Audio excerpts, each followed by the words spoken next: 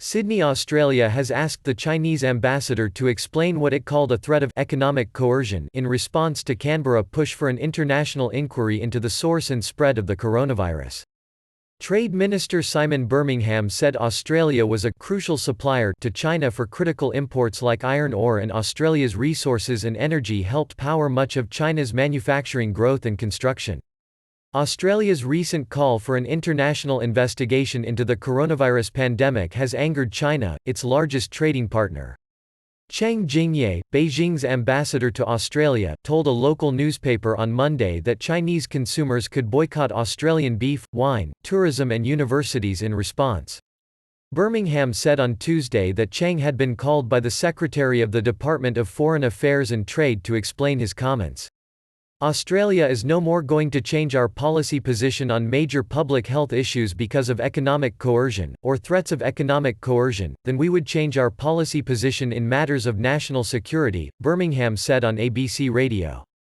The Chinese embassy published a summary of the conversation on its website later on Tuesday, which said Cheng had flatly rejected the concern expressed from the Australian side. Cheng also said, "The fact cannot be buried that the proposal is a political maneuver," according to the statement, which added that Australia was crying up wine and selling vinegar when it said the proposed review would not target China.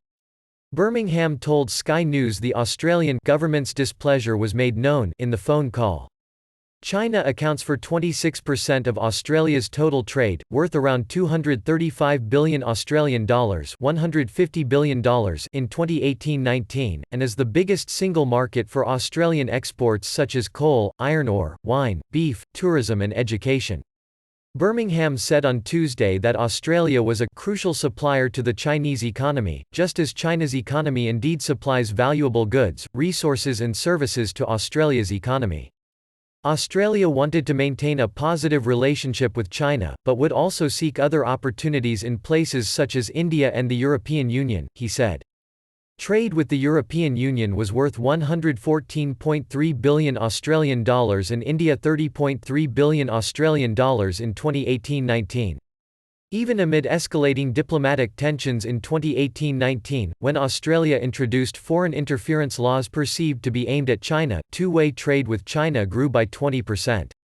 China needs us. Let's not forget that. Many of the critical imports to Chinese industry, like iron ore, coal, and gas come from Australia, James Patterson, a member of the ruling Liberal Party, told Sky News.